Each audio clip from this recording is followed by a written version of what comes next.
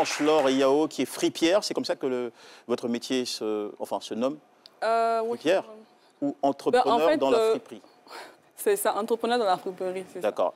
Parce que moi, je ne vends pas. D'accord. C'est l'événement que j'organise et auquel plusieurs vendeurs de friperie, des stockages participent. D'accord. Donc le fripier ou la fripière, c'est celui qui vend directement le produit? Voilà, qui s'occupe des balles. Voilà, c'est tout ça, c'est le processus. Et celle qui a eu l'idée géniale de les mettre ensemble depuis 2019 maintenant, c'est l'entrepreneur dans le domaine. Et pourtant, ce n'est pas une idée fortuite. Vous avez longtemps été passionné de friperie. C'est ça. Et sans complexe, en fait. Oui, sans complexe. Depuis mon très jeune âge, je porte de la friperie et tout. Et c'est seulement en 2019 que j'ai eu l'idée, en gros, de rassembler les différents vendeurs chez qui je pars. Vu que quand j'en parlais sur les différents réseaux, j'avais pas mal de demandes et je donnais les numéros de ces vendeurs-là. Et je me suis dit, pourquoi ne pas les rassembler sur un même site pour que ces dames-là puissent venir en fait, faire leur shopping au même endroit. Donc c'est comme ça que tout est parti. Le Grand Cassebal, c'est le nom de l'événement. C'est ça, le Grand Cassebal. Voilà, tous ces vendeurs de friperie. Oui. C'est un événement qui a gagné une forte popularité à Abidjan. Si. Alors c'est important qu'on comprenne dans la mécanique comment ça fonctionne. Bon, en fait, j'ai eu l'idée. Donc, on va dire que j'ai eu à faire la phase test et en gros, pour voir un peu comment ça allait se passer. Et après cette phase test-là, j'ai vu qu'il y avait beaucoup de personnes qui étaient présentes. Donc, à partir de ce moment-là, on a eu vraiment l'idée d'agrandir la chose. Vous avez commencé dans un endroit qui était assez modeste au départ? Oui, la première année. Un petit endroit et tout. Donc, de là, on part dans le jardin d'un restaurant. Et ensuite, dans un autre grand jardin. Et pour finir, 2023, dans un espace de 3000 m² environ. Et cette année 2024, on atterrit au stade de l'université à Cocody, qui est vraiment beaucoup plus grand. Beaucoup plus grand. Qu'est-ce qui a expliqué l'intérêt des... Parce que vous êtes installé dans un quartier qui est tout de même l'un des quartiers huppés d'Abidjan. En général, la friperie, quand on en parle, on pense au marché de Gonzagueville, on pense à un marché quelque part à Yopougon, au marché, je crois à Trècheville aussi, à un marché de friperie. Oui, Belleville. Belleville, voilà. Donc, généralement, c'est dans des quartiers populaires. Mais vous installez votre concept dans un quartier huppé et il rencontre un succès fou, phénoménal. Comment vous expliquez ça? Et puis, qu'est-ce qu'on retrouve sur les lieux quand on vient au Grand Cassebal? En fait, je dirais que j'ai répondu à un besoin, tout simplement. Parce que, en gros, les différents marchés sont un peu éloignés et il y a quand même cette grosse popularité-là. Donc, voilà. Donc, on se dit, il y a ces dames-là qui n'ont pas forcément le temps de rallier ces différents marchés-là. Donc, c'est comme si, en fait, on rassemblait tout ça sur un même site, mais vraiment dans des endroits assez sécurisés pour qu'elles puissent vraiment prendre plaisir, en fait, à venir faire leur shopping. Okay. Quand on parle de friperie, il y a des expressions liées à l'univers de la friperie. On parle de friperie premier choix, second choix, déstockage. Alors, quelle est la particularité des produits qui sont proposés sur cette expo-vente? Alors, on a de tout ça. Donc, au niveau de la friperie, on a le premier choix. Donc, c'est ceux-là qui ne sont pas encore portés. D'accord. Voilà. Et deuxième choix, troisième choix, ce sont ceux qui sont portés, mais encore en bon état. Et de plus en plus, on a ce qu'on appelle le déstockage. Donc ça, c'est carrément des vêtements neufs, des invendus des boutiques qu'on fait venir en fait en balle. Voilà. C'est génial. Ça marche très bien, la recette fonctionne. On va tout de suite se partager une vidéo une vidéo qui synthétise l'idée, le projet et son évolution, voilà, en quelques petites minutes.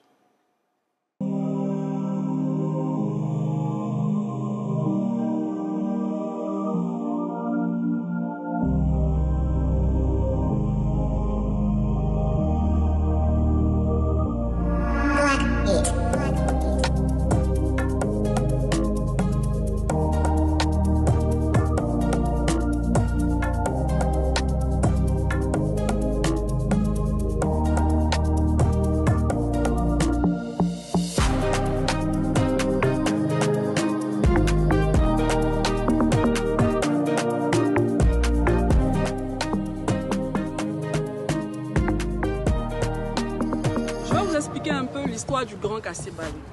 Alors, Blanche-Laure Yao est une grande fanat de friperie et c'est quelque chose qu'elle a toujours assumé. Donc, elle part dans les différents marchés, à Djamé, Belleville, Kouté et autres.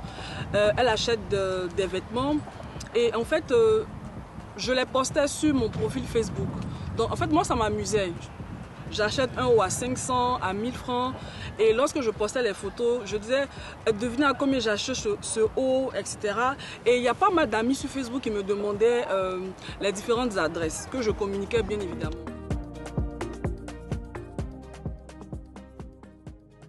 Et un jour, j'étais là, je me suis dit, ah tiens, et si je réunissais tous ces vendeurs-là sur un même site? Comme ça, les dames, en fait, pourraient venir sur place faire leur shopping.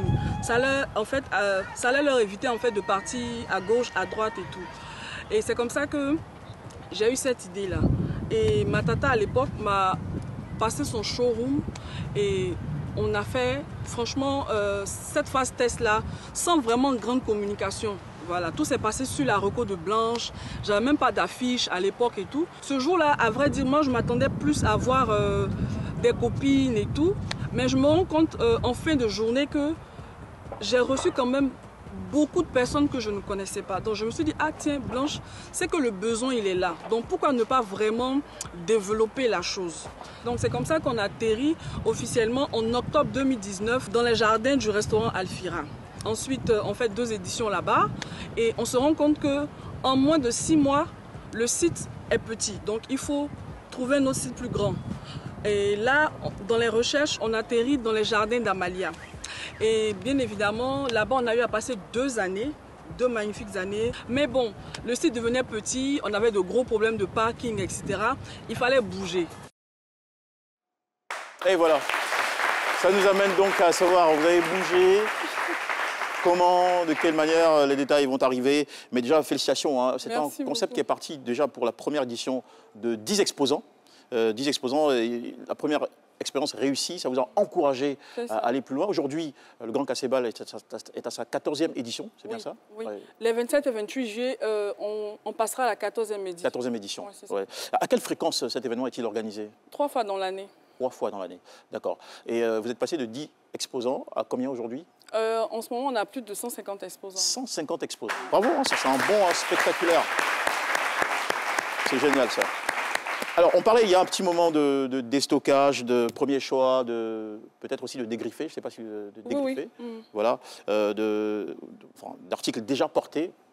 Est-ce que vous, en tant que promotrice de ce projet, enfin, initiatrice, conceptrice de ce projet, est-ce que vous mettez des filtres, par exemple, pour les exposants? Est-ce qu'il y a un tri, on s'assure que la qualité soit au rendez-vous, parce que vous avez tout de même une cible et un besoin de maintenir et de développer la clientèle, d'avoir un niveau de satisfaction sur l'événement. Donc, quels sont les garde-fous que vous prenez, l'imposition les niveaux de qualité, de standard que vous fixez? Alors, ce qu'il faut savoir, c'est que... Le niveau de contrôle. Oui, c'est-à-dire dès qu'un exposant me contacte, je vais d'abord lui demander ce qu'il propose comme article. Donc, ça peut être des vêtements, des accessoires, des chaussures. Donc, je demande par moment à avoir des images et tout ça. Et une idée des prix. Parce que ce qu'il faut savoir, c'est que je veux que cet événement-là soit, on va dire, un événement où on puisse vraiment faire du shopping à petit prix. Donc, en gros, on y trouve de la friperie et aussi des vêtements prêts à porter et tout ça, mais essentiellement de la friperie et du déstockage. Et est-ce que c'est évident, enfin, est-ce que c'est aisé de pratiquer avec tout ce que vous utilisez comme dispositif site et accessoires également, installation sur les lieux? Est-ce que c'est aisé de pouvoir pratiquer des petits prix et encore dans un quartier comme celui de Cocody? Je veux dire, on réussit quand même à cet événement-là à trouver des articles à petit prix parce qu'il y a des vendeuses qui vendent des vêtements à 1000 francs, à 1500 et de plus en plus, on a des grossistes qui s'associent à la chose. Parce que plus il y a de grossistes, on a plus de chances d'avoir des petits prix. Donc c'est un peu ça. Donc désormais, on a quand même de tous les tarifs. Il y a eu même des vêtements à 500 et tout ça à cet événement-là. C'est génial ça. Ouais. J'ai entendu dire, ou j'ai ouï dire, que certains exposants venaient même du Canada. Oui. On a des exposants qui viennent de la France, de l'Italie, du Canada et tout ça. Donc ceux-là, ce sont des grossistes parce qu'ils ont pas mal d'opportunités là-bas. Donc ils essaient de ramener beaucoup de choses et qui proposent en fait à cet événement-là. Donc on sape bien en allant au Grand Cassebal. Oui. Est-ce que Blanche Laure Yao, cette jolie veste en jeans que vous portez, est-ce que c'est de la friperie?